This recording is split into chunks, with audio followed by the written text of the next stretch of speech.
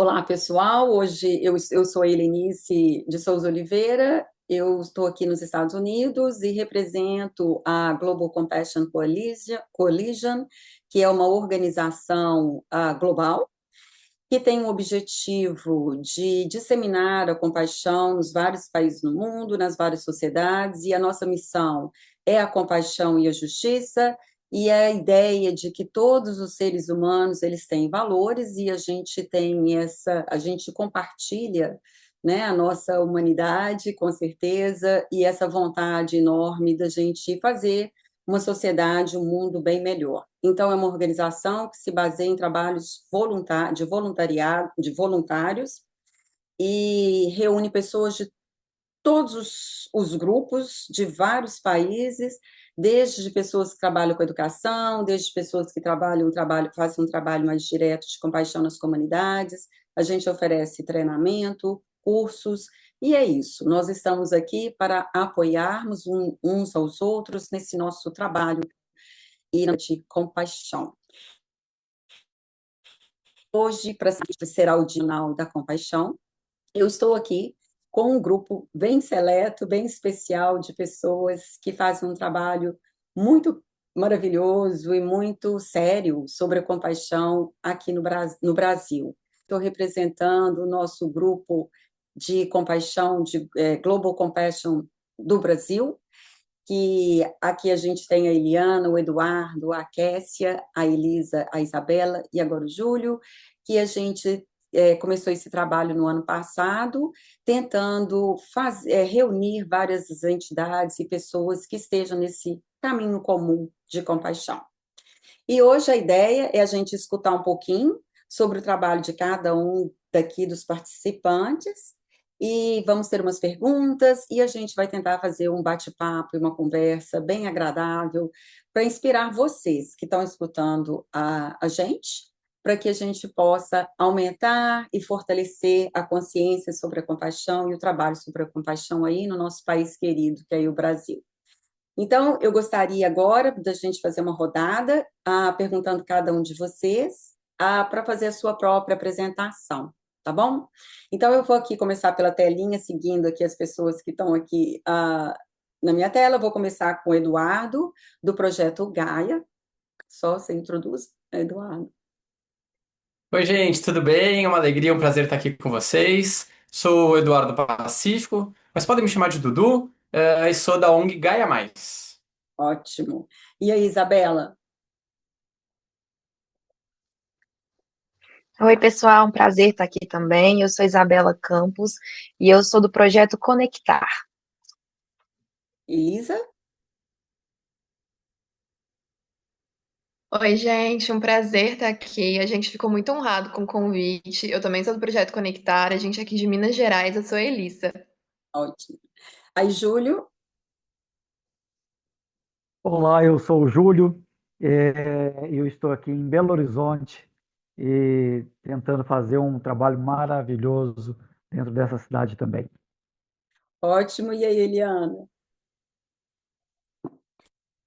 Olá, pessoal. Prazer estar aqui com vocês. Eu sou Eliana Mello, do projeto Pausa para um Respiro, junto com a minha parceira Kézia Oliveira. Ótimo. Então, pessoal, vamos agora começar. Eu gostaria de que vocês compartilhassem um pouquinho da história, né, de vocês. Como que vocês começaram esse trabalho, a se interessarem em fazer, começar a se engajar no trabalho de compaixão? Qual que é a sua história sobre compaixão, sua história pessoal? Gostaria de começar, Eduardo? Vamos tentar seguir a mesma ordem, ou você pode, no final, indicar uma pessoa, tá, Eduardo? Para a gente fazer Pode uma ser, combinado. vontade. Bom, na verdade, eu acho que a grande pergunta é o que fazer se não trabalhar com compaixão. Acho que a gente teve um. Eu, particularmente, tive esse insight na minha carreira pessoal, profissional, quando eu tava. Eu lembro que eu estava nadando, eu gosto muito de fazer esportes. E eu estava no mundo acadêmico, eu gosto muito de estudar e tal. E eu nunca tinha pensado que ensinar e ensinar coisas que fazem bem para as pessoas podia ser a minha carreira. Eu lembro quando eu estava nadando, eu tive esse insight, falei, poxa, mas eu gosto de ensinar assim, tem coisas tão importantes para mim que me transformaram, por que não focar a minha carreira para isso? E aí foi assim que eu fui moldando a minha carreira, ajudei a fundar a Gaia Mais. Então, desde o começo, a Gaia Mais tem por mote educação com compaixão. Então, a gente entende que a educação é algo muito amplo, mas quando você vivencia a compaixão, quando você vivencia tantas coisas legais, tantas coisas boas, você quer compartilhar com todo mundo. Aquela coisa, poxa, vem cá, vem ver como é legal, vem experimentar também, pelo menos, pra você sentir. E principalmente quando a gente vive num mundo tão conflituoso, em que as notícias são tão pesadas e que as mídias antissociais fazem um desserviço enorme para o bem-estar físico, mental, emocional das pessoas. Então, acho que a compaixão ela se torna ainda mais necessária, urgente, para ser como pedra fundamental para a gente construir a sociedade e para todas as relações. Então, eu lembro quando eu tive esse insight e quando eu tive essa vontade, eu falei assim, não, é isso que eu quero. Eu quero. E uma outra coisa que sempre me incomodou foi poxa, a ciência está descobrindo tantas coisas legais, a gente tem tantas evidências de coisas bacanas, e isso não está chegando no chão da escola pública. Isso não está de fato transformando a sociedade. Então, como é que eu posso ajudar a traduzir, a pegar esse conhecimento e levar para a sociedade, e fazer com que as pessoas possam se beneficiar daquilo que a gente já sabe, não como humanidade. Pô, se eu já sei, por que não ajudar as pessoas a colocarem em prática? Então, é tentando fazer um pouco de tudo isso que a gente tá atuando na Gaia Mais. Excelente, muito legal. Você poderia convidar uma pessoa para compartilhar um pouquinho a própria história? Claro, vou seguir aqui na linha. Eu estou muito curioso para saber como as meninas do Conectar fazem. Ok.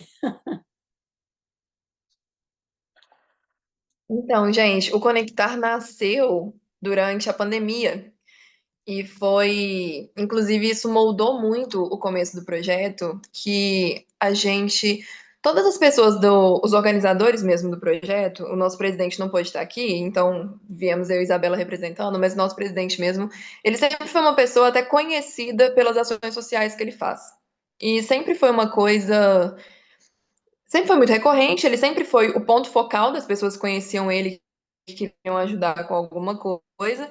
Só que aí, em determinado momento durante a pandemia, com essa dificuldade tão grande de encontrar as pessoas, de entregar as coisas para as pessoas, gente perdendo emprego, passando mais dificuldade, precisando de doação, e principalmente a dificuldade por causa do isolamento social. A gente não podia encontrar presencialmente, a gente não podia ter essa liberdade de fazer visita dessas coisas. Então, houve a necessidade de transformar isso numa coisa mais organizada, de ter realmente um ponto focal onde as pessoas pudessem ter confiança de ligar, falar, olha, eu quero ajudar, eu tô com cesta básica aqui, eu quero fazer uma doação, eu quero doar leite, para onde eu mando, quem leva para mim, eu não posso levar. Inclusive, muita gente que queria estar presente, queria participar, não podia, porque tinha pessoas em casa que não podiam ter contato nenhum com nada de fora.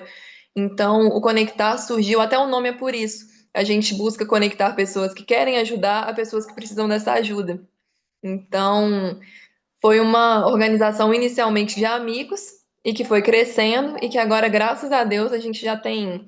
A gente está, acho que, com 20 famílias assistidas. Todos os meses a gente entrega pelo menos 5 cestas básicas. Assim, ainda é um projeto muito pequenininho, né? É um projeto bem municipal, assim, mas já dá um orgulho muito grande para a gente falar sobre ele. Ótimo. E antes da Isabela falar, compartilhar, eu queria lembrar aqui, né, que o presidente do Conectar é o João, né? O João Alves.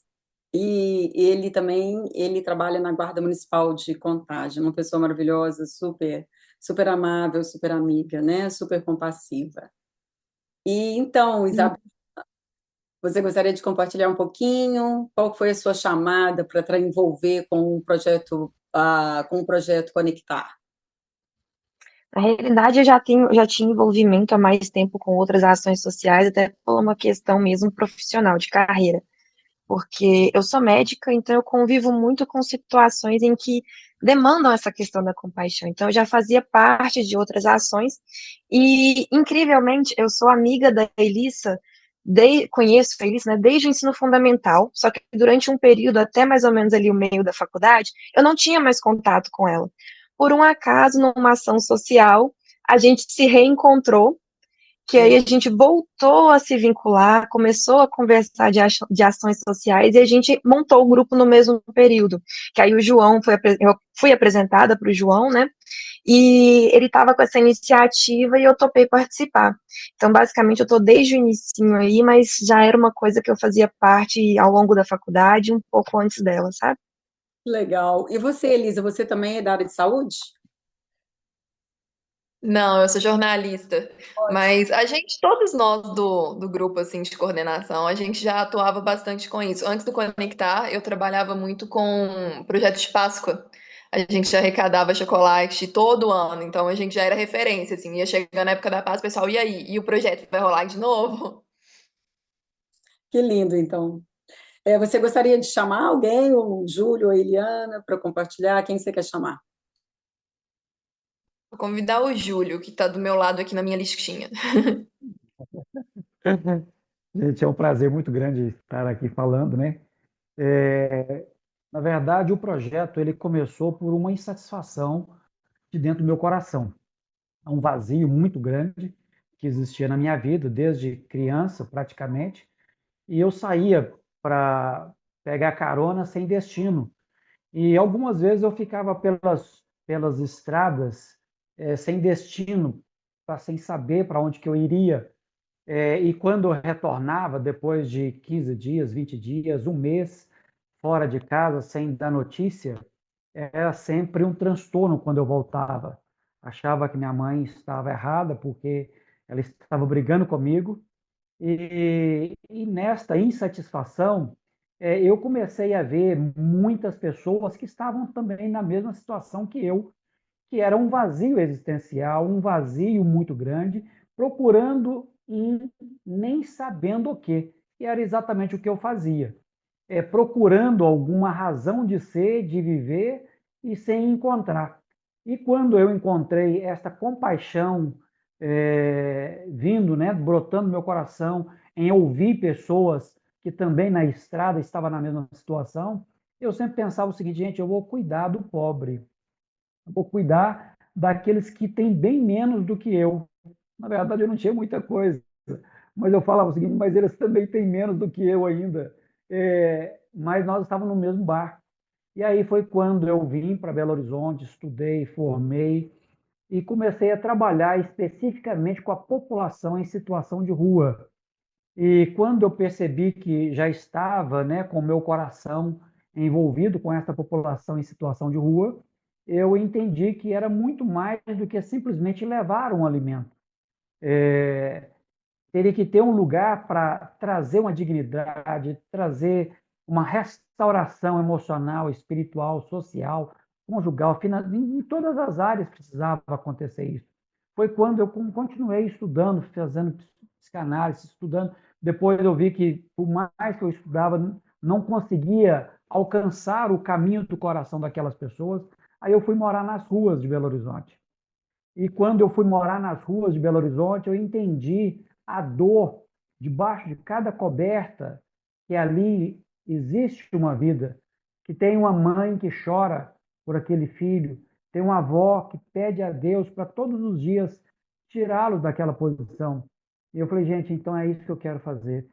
E assim nós começamos, há 18 anos atrás, começamos a Cidade Refúgio, ganhamos um terreno e construímos. Hoje nós já temos quase 6 mil metros de construção, atendemos lá uma estrutura para 120 pessoas, onde é oferecido vários cursos na área da construção civil, que aí envolve várias áreas, né? Construção civil envolve gesso, parte elétrica, hidráulica, vários cursos, né? Dentro da mesma área da construção, curso do gastronomia, que nós temos um chefe de cozinha muito bom, aonde oferece, nós temos uma empresa que fornece todos os insumos que nós oferecemos o curso dentro da fazenda. Então, todas essas pessoas, ao passarem pela fazenda, num período de 6 meses, que é o tratamento, não recupera apenas a droga, mas as pessoas pensam que a pessoa passa ali por uma comunidade terapêutica para recuperar da droga, mas não é só da droga, é algo muito mais sério, que é o desbloqueio da mente quando a pessoa se encontra na rua. Ela desbloqueia a mente para algumas coisas e não existe nada que coloca horário, começar, meio e fim, não existe uma perspectiva. E ali a gente começa a trabalhar com psicólogo, com psiquiatra, com dentista. Ali tem toda uma série de trabalho que é feito com eles. E eu creio que todo esse trabalho que nós estamos fazendo não deixa de ser também uma extensão minha, daquilo que eu estou procurando em mim, para oferecer o melhor para aquelas pessoas. Legal, muito legal. Vamos escutar então a Eliana, né, Eliana? Olá, pessoal, muito bom ouvir vocês, né? Assim, só de ouvir os trabalhos de vocês, a gente se sente acolhido e alimentado. Parabéns a todos. O nosso trabalho começou também de uma busca pessoal, né? Relacionada à minha carreira profissional. Eu, nesse momento, sou aposentada, mas me dediquei a minha vida inteira à carreira acadêmica. E o ambiente acadêmico, ele é um ambiente extremamente competitivo e tem um perfil muito comum dentro do ambiente acadêmico, né, que é o perfil do perfeccionista, daqueles que nunca acham que fizeram o suficiente, e tem uma cobrança implícita de que ninguém nunca faz o suficiente. E isso traz muito sofrimento mesmo. E ao longo da minha carreira, eu sempre procurei tanto olhar para mim como para os outros também, compassivamente, fazer o possível para ajudar. Mas foi realmente durante o período da pandemia que, que surgiu essa ideia de a gente criar esse projeto, né, dentro da universidade. Eu era professora da Universidade Federal de Minas Gerais, e a Kessia, minha colega lá, e nós tivemos o apoio da diretora da nossa faculdade, na época, Faculdade de Letras, e começamos, então, a oferecer, inicialmente, sessões de meditação, e depois ampliando. Nós criamos cursos e outras oportunidades também para as pessoas terem um contato consigo mesmos e terem um canal diferente de comunicação, né, dentro daquele ambiente. E, e foi assim que começou, e a gente continua o trabalho agora fora da universidade. E, assim, o nosso objetivo é justamente oferecer um pouco de alívio para as pessoas, realmente uma pausa, para que elas possam se conectar mais profundamente consigo mesmas e repensar também os valores, né, que a gente abraça, muitas vezes sem saber o porquê. Então, esse que é o nosso caminho.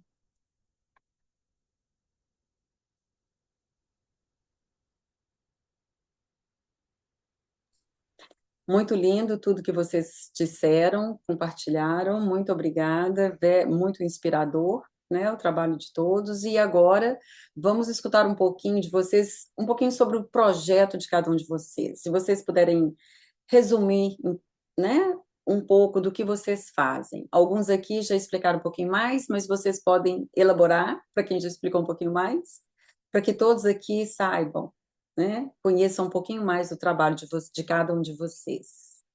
E aí, Eduardo, pode falar um pouquinho sobre o Gaia Mais? Claro, claro, com uma alegria.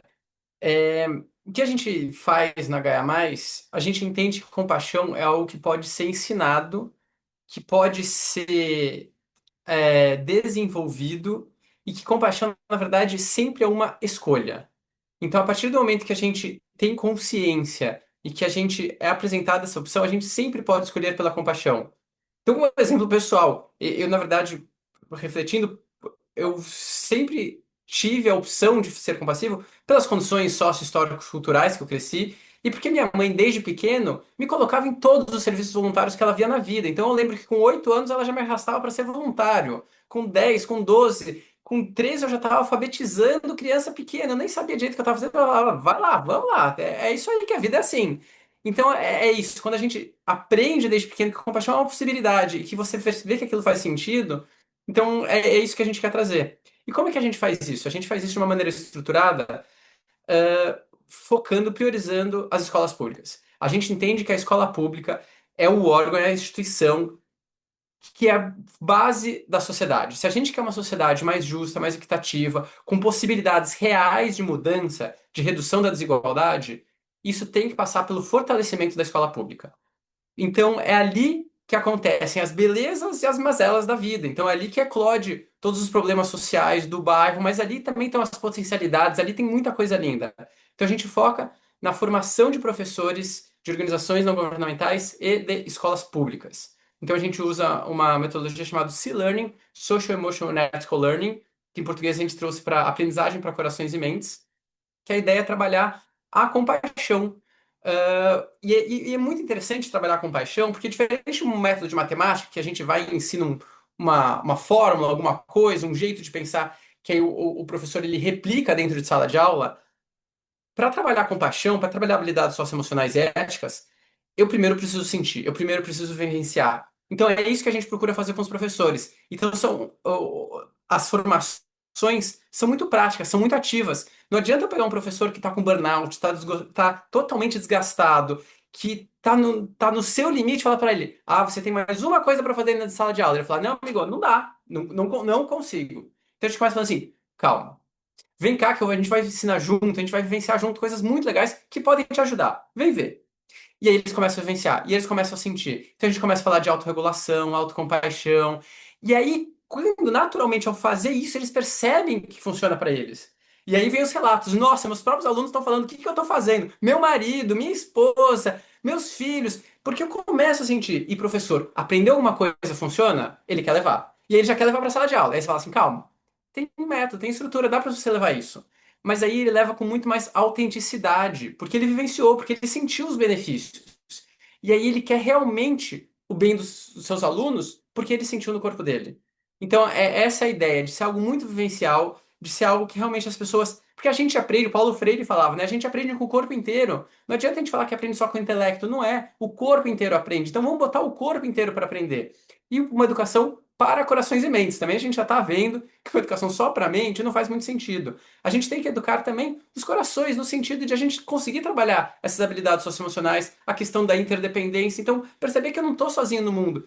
E aí vai até um discurso bastante oposto ao que é vendido comumente hoje, como essa história de seja incrível você, ou, empreendedor, faça tudo sozinho. E o que a gente defende é a ideia de exatamente o oposto. A gente tem um tripé, que é Ubuntu, que é eu sou porque nós somos. Não existe o eu sozinho. Eu sou porque nós somos, como coletividade. O Tecoporã, que é um termo indígena guarani, o belo caminho, bem viver. Então, viver em respeito à natureza, aos outros. Essa construção coletiva não é uma linha de chegada, que eu vou fazer o máximo para chegar nessa linha de chegada. Não, é o caminho, o bem viver coletivamente. E a compaixão, que orienta tudo isso. Então, eu me reconhecer no sofrimento das outras pessoas e eu agir com consciência e sabedoria para aliviar o sofrimento e trazer felicidade para o maior número de pessoas. Então, é uma ideia de mundo baseado em valores que a gente acredita, em colaboração, em gentileza, e que a compaixão ela sempre pode ser uma escolha para quem tem oportunidade. Então, todo mundo tem a capacidade de sentir compaixão, mas nem todo mundo tem oportunidade, porque a gente vive num mundo muito desigual, porque a gente tem diversos atravessamentos, seja questão de gênero, questão de expressão de gênero, questão racial, questão de financeira, que impedem que essa possibilidade de fato se transforme numa oportunidade. Então a ideia é quebrar essas barreiras que todo mundo possa ter de fato a oportunidade de vivenciar a compaixão e de espalhar a compaixão, né? Porque compaixão é isso, você não quer só para você, né? A ideia é que isso transborde da melhor forma possível. E a gente entende que as escolas são esse lugar, os professores são essas pessoas que precisam desse nossa. Na verdade, eles são as pessoas importantes, fundamentais da sociedade. E a gente quer reconhecer e valorizar o trabalho deles e apoiá-los em tudo que a gente puder. Muito interessante, e essa ideia de que, muito lindo também, e essa ideia da compaixão, que é uma compaixão que todo mundo tem, né? É uma habilidade, é uma coisa do humano, né? É uma qualidade do humano. Só que ela é esquecida porque ela não é ensinada. E essa ideia da oportunidade, você aprender um pouquinho mais e saber que a compaixão ela pode ser vivenciada em pequenos momentos e o tempo inteiro, né? O tempo inteiro a gente pode vivenciar de várias formas, até o escutar do professor na sala de aula, prestar mais atenção no aluno, né? Não ver todos como uma coletividade, ver o coletivo, mas ver o indivíduo de cada aluno. Muito, muito, muito, muito importante seu trabalho. E só uma pergunta aqui, só para confirmar, em Goiânia, não é o Gaia mais Na localizado? verdade, a gente tem sede em Piracicaba, no interior de São Paulo, mas esse curso ele é aberto para professores de todo o Brasil. Então, a gente já participaram dos nossos workshops, formações, sensibilizações, mais de 10 mil professores de mais de 600 municípios. Uhum, Então, professor de escola pública, educador de ONG, você quer, vem, é de graça. Simples assim. legal Vem que é demais de graça, tudo síncrono, é muito divertido, porque aprender tem que ser divertido também, né? mesmo. E são 10 anos que vocês estão se vocês já existem, né? Quantos anos que A vocês existem? Gaia Mais está fazendo 11 anos já esse ano. Legal, parabéns. E aí, Isabela, o projeto Conectar você e a Elisa. A Elisa, a Elisa. É, tá comigo. Eu tenho até uma colinha aqui, porque são muitas coisas. O projeto Conectar, ele tem uma gama muito ampla de coisas que a gente faz. E me perguntaram, assim, pessoalmente esses dias sobre isso, e eu falei assim, gente, é até difícil falar, porque eu já montei ventilador, eu já pintei parede, eu já fiz kit de doação, então, assim, é muita coisa. Então, eu fiz uma colinha para garantir. É, a gente ajuda, assim, todo tipo de pessoa ou instituição. A gente recebe pedidos, a gente faz a triagem e aí a gente começa o nosso processo. Já tivemos entrega de marmitas, já tivemos entregas de cobertores e agasalhos. A gente faz muita vaquinha. A gente já fez vaquinha para custear tratamento de pessoas que estavam precisando, para comprar coisas que as pessoas estavam precisando. Às vezes tem uma necessidade tão básica, que é uma coisa assim que, igual o Dudu mesmo falou, a gente tem tanta desigualdade que às vezes a gente tem uma dificuldade de conseguir prever o que a pessoa está precisando. Já chegou pedido pra gente de gente que não tinha geladeira em casa. E que não tinha, às vezes ganhava uma doação, não tinha onde guardar, porque não tinha geladeira. Gente que não tinha cama, então, assim, não tinha direito onde dormir, e casa com 4, 5 filhos. E, às vezes, pra gente, isso são situações que a gente nunca nem imaginaria, né? Então, a gente faz essas vaquinhas, às vezes, para custear a compra de alguma coisa que a pessoa está precisando muito. A gente faz a cesta básica, entrega a cesta básica todos os meses para famílias cadastradas. E também a gente faz eventos e lazer para o pessoal da comunidade mais carente. A gente já fez até rua de lazer em parceria com outros projetos, foi bem bacana. E assim, essas datas festivas, a gente sempre faz ações também. Páscoa, Natal, Dia das Crianças. É bem bacana. Só para uma curiosidade, porque esse trabalho é todo voluntário, né? E vocês têm as suas próprias profissões. Como que vocês, talvez isso seja parte qual que seria o desafio das organizações, mas assim, uma pergunta mais pessoal para vocês duas. Como que vocês fazem isso, né? Dar conta de trabalhar, de exercer a profissão e também de fazer esse trabalho que também demanda muito tempo, né? Como é que é isso, essa história aí? É um dos desafios, porque a vida pessoal da gente já dá muito trabalho, normalmente, né? A gente tem que trabalhar, cuidar da família, quem é casado e tem filho, então, principalmente, né? Tem uma demanda muito alta. E a gente dá um jeitinho de conseguir encaixar. A gente faz ações, a gente tenta fazer coisas mais que tenha a participação de mais pessoas, como visitas, essas coisas, a gente tenta concentrar os fins de semana, mas assim, às vezes é meio que semana, Elise e Isabela, e aí, vamos, vamos, e aí fazendo aquele carrinho de compras desse tamanho de uma entrega que a gente tem que fazer. E no final, conferindo e montando coisa, a gente descabelado, empoeirado, exausto, com um monte de sacolinhas montadas assim, um sorriso no rosto. É bem isso. Delícia, Mas eu acho que essa é uma das vantagens de ter um grupo grande, um grupo relativamente grande, né? Porque nós somos uma diretoria com, acho que atualmente nós somos 8 ou 9, não tenho certeza, porque alguns tiveram que sair, mas é uma diretoria que a gente chama de diretoria só porque é um grupo principal ali resolvendo as coisas. Então a gente se divide às vezes nas funções. Por exemplo, tem que entregar alguma coisa, quem que está disponível para entregar? Tem que pegar alguma coisa, vai lá quem está podendo. Nós tivemos a ação do final do ano de Natal no asilo, que foi linda. A gente se dividiu.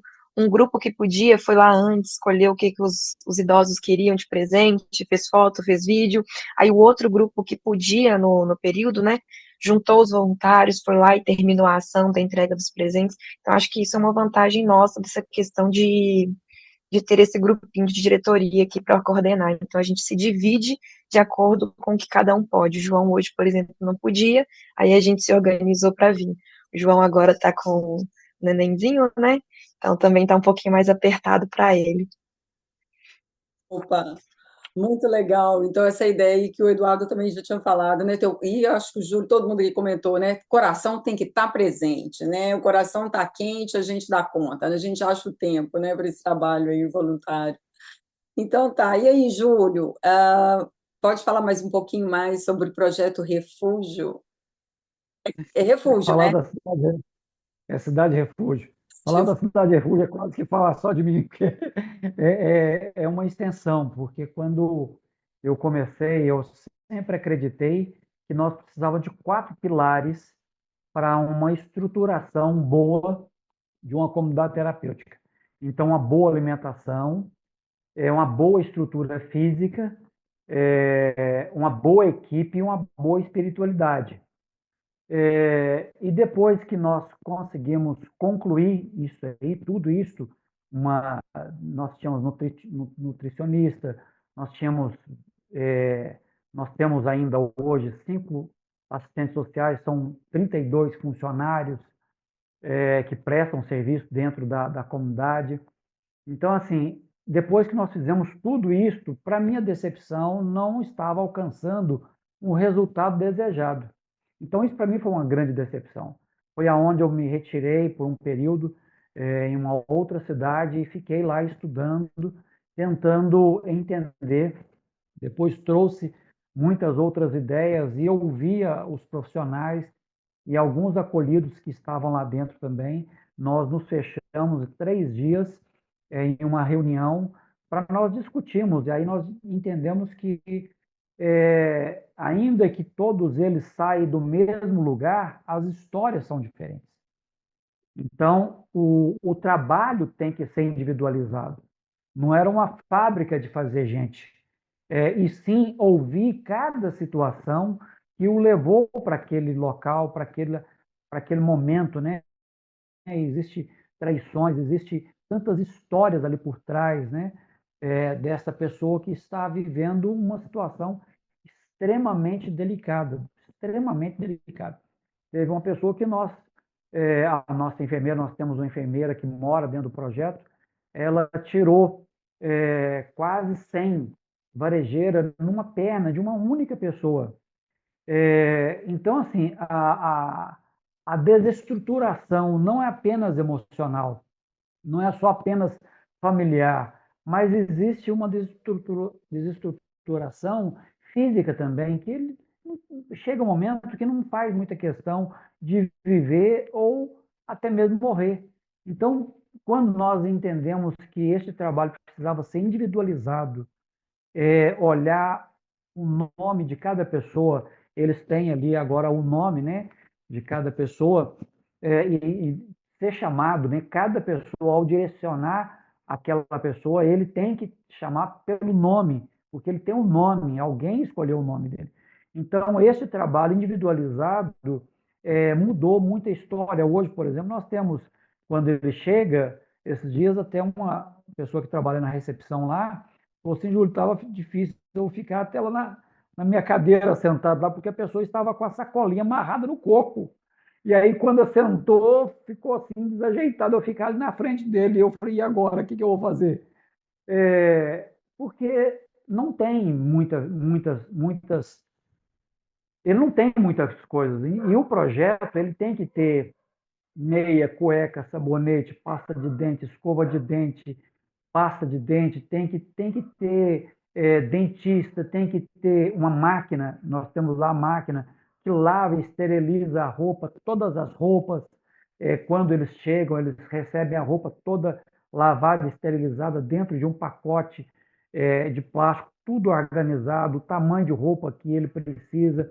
Então, esse trabalho individualizado trouxe um resultado muito grande, muito bom, e sem contar que quando ele sai dali, ele já sai, quase todos eles já saem empregados através das parcerias que nós fazemos com as empresas, né? Então, isso aí é muito bom.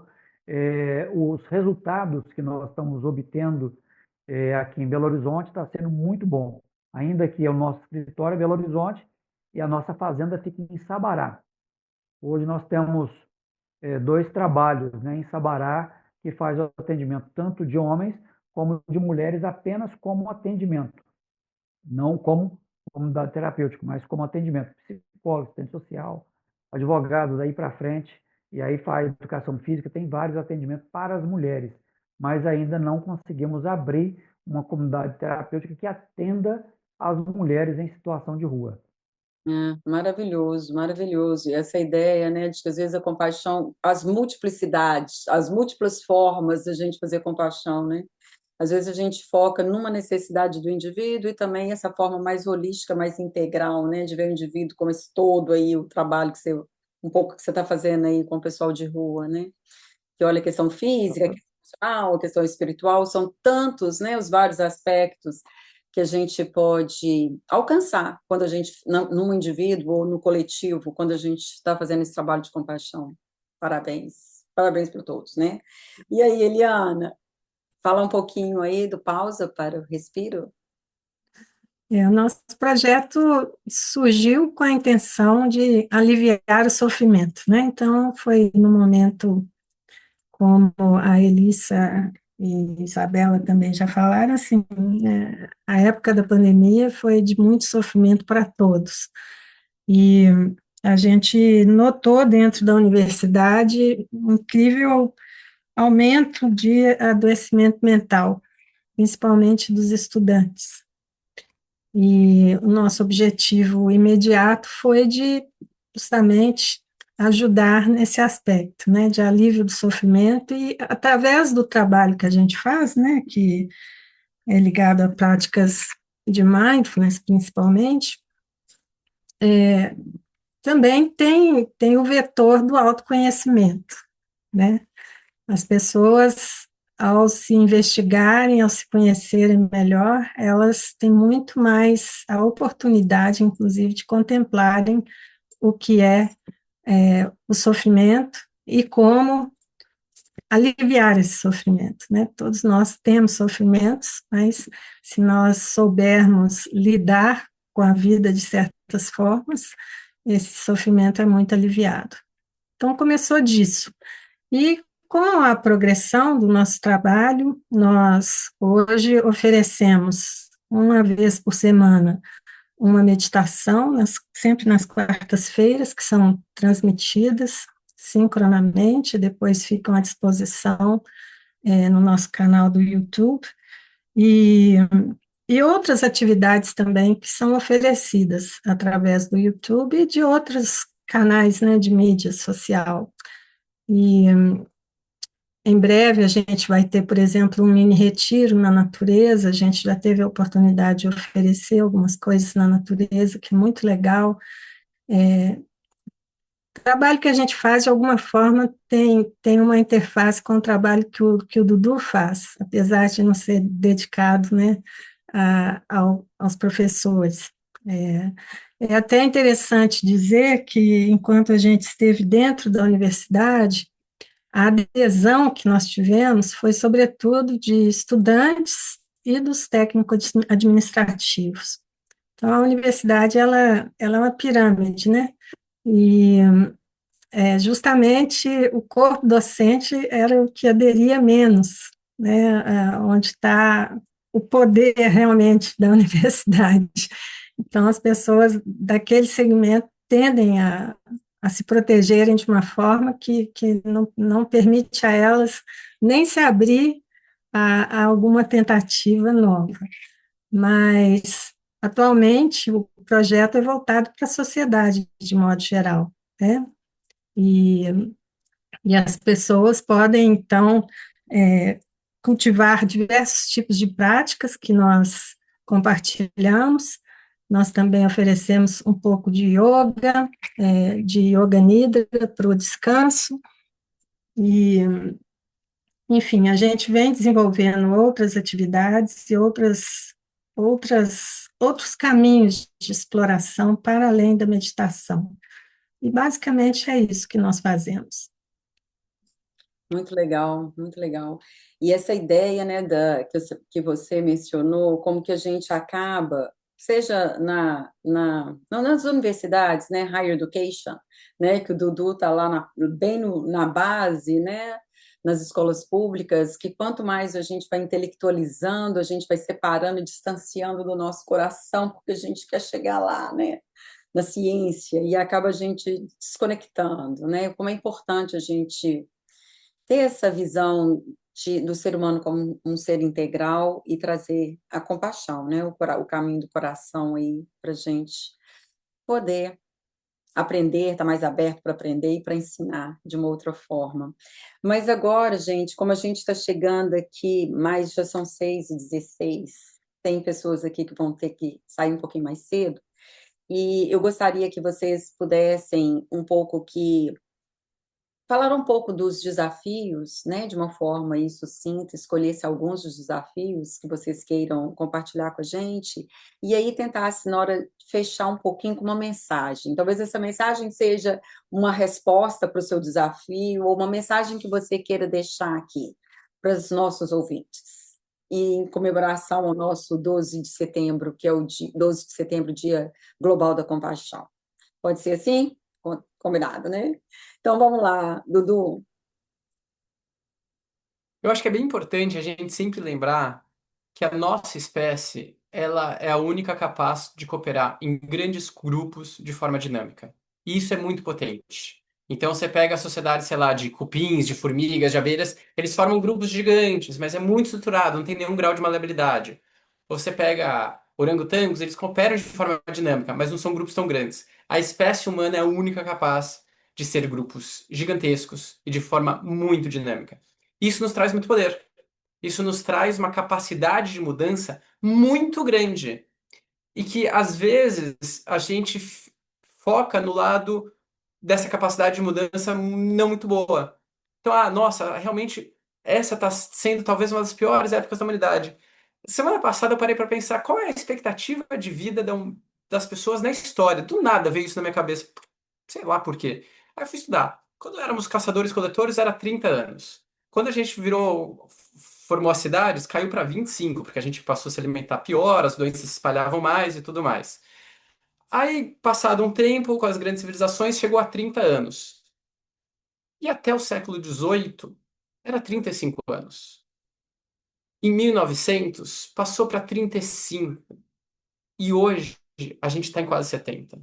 Então, a gente está numa época muito boa para se viver. Nunca se viveu tanto, nunca se viveu tão bem. A explosão da ciência no século XIX, século XX, século XXI nos permite uma possibilidade de viver coisas muito legais, coisas muito boas.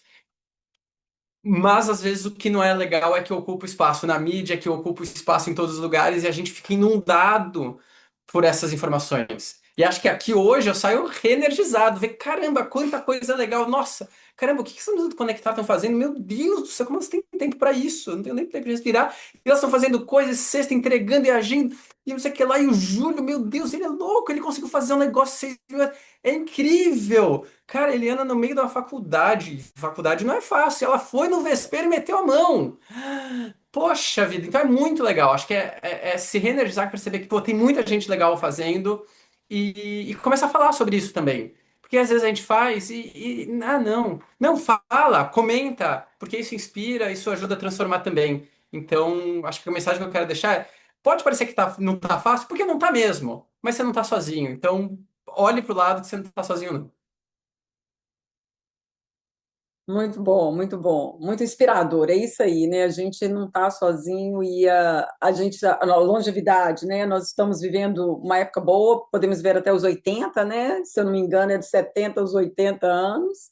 a ciência ajuda, mas agora a gente também tem um desafio da inteligência artificial, da robótica, que está até aí para melhorar, mas aí é uma pergunta que a gente sempre tem que voltar, né? Como é que está o coração da gente? O que que a gente vai fazer agora nessa época que a gente vai ter tanto tempo livre? Como é que a gente vai resolver esse problema existencial que o Júlio bem colocou no início, né, que o trouxe, o que levou para o caminho da compaixão? Como é que a gente resolve esse problema?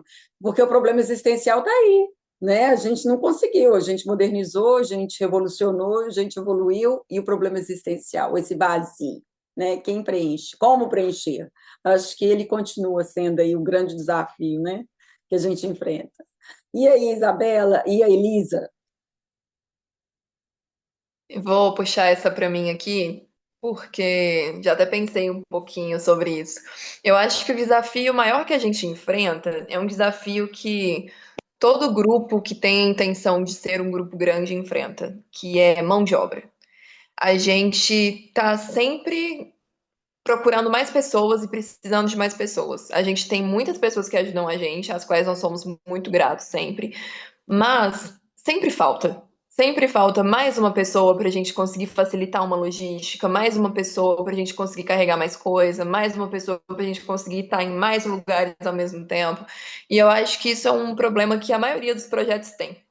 E ainda falando um pouquinho sobre a dificuldade, mas também já deixando a mensagem, eu acho que a mensagem que eu queria deixar é que às vezes as pessoas acreditam que elas só fariam a diferença se elas fizessem uma coisa muito grande. Se eu fizesse uma doação tão grande, se eu tivesse mais dinheiro, eu poderia ajudar. Se eu tivesse mais tempo, eu poderia ajudar. Se eu tivesse mais vitalidade, eu poderia ajudar. Sendo que, principalmente agora, vivendo esse projeto, o Projeto Conectar, que é um projeto que a gente faz tantas coisas diferentes, fica muito claro pra gente que você pode exercer a compaixão de maneiras tão diferenciadas. Você pode pegar um pouco do seu tempo e fazer uma ligação para um lugar, para tirar algumas dúvidas e passar essas informações para alguém. Isso já seria de uma ajuda gigantesca. E às vezes você não tem o dinheiro que você queria ter para ajudar, e você não tem, você também não tem a disponibilidade de tempo para ir em determinado lugar, montar as coisas e tal, mas você tem 40 minutinhos uma vez na semana que você consegue correr ali na loja e comprar XYZ coisas e entregar para alguém se virar e resolver depois. Então, às vezes, a gente se prende muito naquela vontade de fazer o perfeito. E isso foi uma coisa que uma ex-chefe minha falava muito, que muitas vezes o feito é melhor que o perfeito. Às vezes aquele toquinho de ajuda que você consegue dar e que você acha que é tão pouco, já faria uma diferença gigantesca para um projeto. E principalmente faria uma diferença gigantesca para pessoas específicas. Cada toquinho que alguém pode dar na vida da outra pessoa faz uma diferença muito maior do que ela imagina. E muitas vezes a gente vai ser lembrado por coisas que a gente nem imaginava que a gente ia ser lembrado. Às vezes alguém vai chegar pra gente daqui 2, 5 anos e falar: Nossa, você falou X coisa comigo nesse momento e isso mudou minha vida, porque naquele momento eu precisava ouvir aquilo. Então, realmente, você pode exercer a compaixão de várias formas e também de formas pequenas, se você não conseguir exercer das formas grandes que você gostaria. Muito, muito, muito, muito lindo, muito poderoso. Isabela, quer falar alguma coisa? Você assina embaixo o que a Elisa falou. Perfeito, né? É isso aí. A gente fica nessa resistência enorme, né?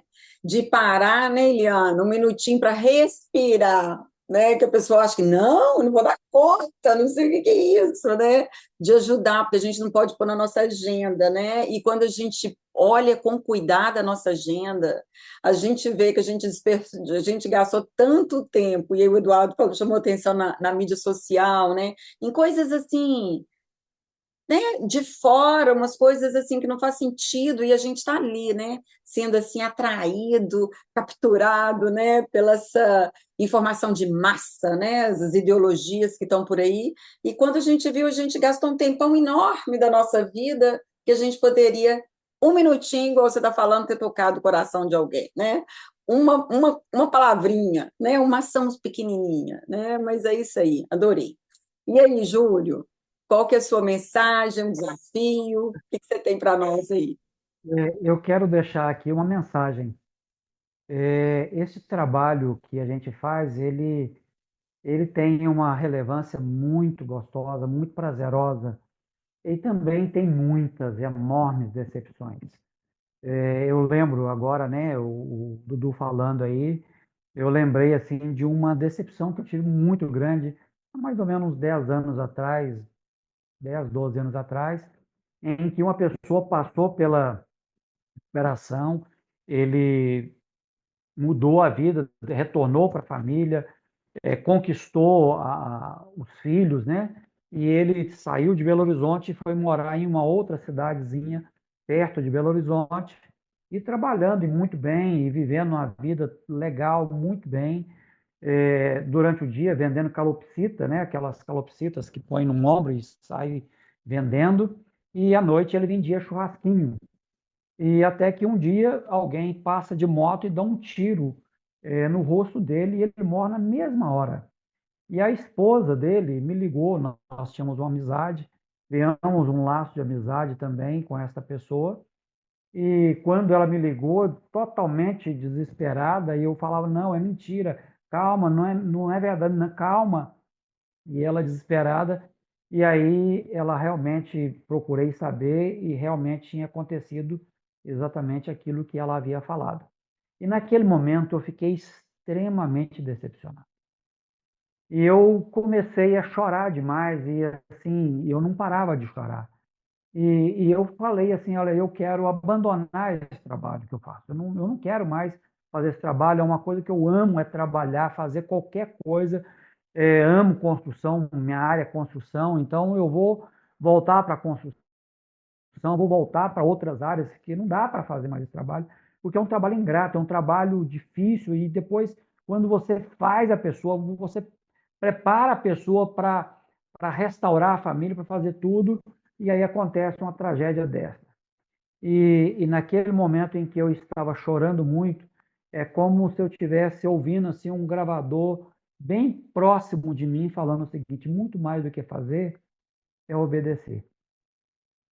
E quando eu ouvi esta frase, muito mais do que fazer é obedecer, e aí eu comecei a entender que o que eu estava fazendo não era simplesmente fazer, era algo que enchia o meu coração também de compaixão por fazer, e eu estava obedecendo.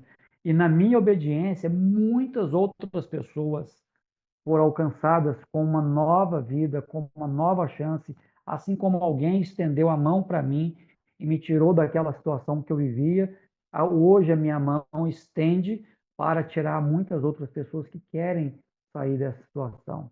Então, assim, quando eu vejo aí os desafios, são muitos desafios. Hoje, um trabalho que nós temos aí, média de 100 e poucas pessoas lá dentro, como acolhidos, e que cada pessoa gasta média de R$ 1.500. Então, se fizermos um cálculo rapidamente, nós gastamos mais de 150 mil reais mês. E a gente quer atender ainda um número bem maior de pessoas.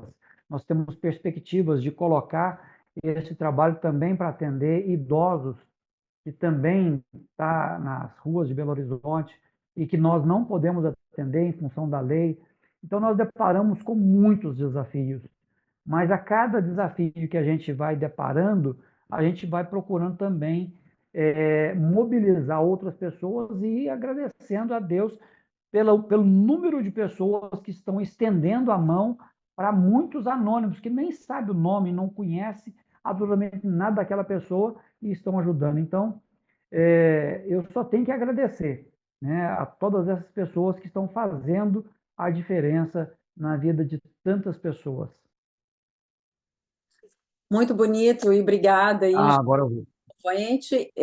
O Dudu tem que sair e vamos aí. Muito obrigada, Eduardo. Muito obrigada. E aí, a Eliana, você pode fechar para a gente, assim, dar a sua mensagem?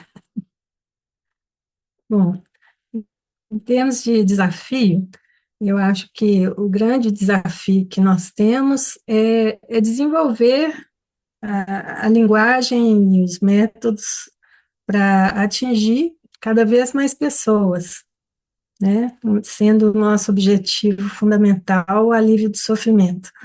Então, o que a gente deseja certamente é que cada vez mais as pessoas consigam ver a beleza da vida, ver a beleza da interdependência, ver a beleza da comunidade, né, que o Dudu havia mencionado, e, e para isso é importante que a gente tenha linguagem e métodos que consigam alcançar, né, pessoas diferentes, com histórias diferentes e de origens diferentes. E como mensagem, eu acho que o mais fundamental é dizer que sempre ainda dá tempo, né? Às vezes a gente conhece umas pessoas que falam, ah, mas eu já estou mais velho, ou já não tenho mais esperança de mudar nada, né? De me sentir diferente, já estou acostumado a ser infeliz ou triste, ou seja o que for. Na verdade, não, na verdade, todos nós temos esse potencial, né, da compaixão e da autocompaixão, e isso é algo que a gente consegue despertar na gente a qualquer momento. E então seria essa a minha principal mensagem, que sempre dá tempo, em Muito qualquer situação, em qualquer momento, sempre dá tempo. Isso aí, muito lindo, muito obrigada. E sempre dá tempo. A gente, com aí a Elisa, o pessoal e a Isabela, né, a ideia de que a gente fazer um pouquinho, a gente vai, né, um pouquinho a gente dá conta, tá com mais pessoas envolvidas também. Eu acho que a ideia, né, da compaixão, a compaixão, ela contagia, isso que é o grande objetivo aqui, da gente contagiar mais pessoas para esse trabalho que pode ser tão criativo, pode ser feito de tantas formas diferentes, igual vocês aqui mostraram. E essa ideia, né, que o Júlio trouxe também da questão que tem as fatalidades, a gente não tem controle de tudo, né? A gente nunca vai ter controle de tudo. Então vão ter as decepções, as tristezas, mas essa ideia de que a gente está a serviço. Eu gostei que você usou a palavra serviço, né? A serviço é uma força muito maior, né, que as pessoas entendem das várias formas, mas existe essa força muito maior, né, um Deus maior, um Deus, uma divindade, as pessoas chamam do que for, né, que nos traz todos fazendo parte de viver juntos, né, que a gente está aqui por alguma razão. E eu acho que a grande razão, para mim, a mensagem que eu gostaria de deixar também para vocês e para todos que vão escutar esse nosso bate-papo é a mensagem de que nós estamos todos interdependentes, né? Estamos todos juntos e estamos todos a serviços, né? Para esse mundo ser um mundo mais compassivo e mais justo. A sociedade, às vezes, a gente esquece, né? Que a gente pensa que a gente está aqui pela nossa vida, né? Eu vou aproveitar a minha vida, fazer os meus sonhos. E a gente esquece que não é bem isso, né? Tem um segredo da vida aí, que é o segredo da gente fazer com o coração e para servir. Vamos aí celebrar o nosso Dia Internacional da Compaixão. É isso, gente. Muito obrigada.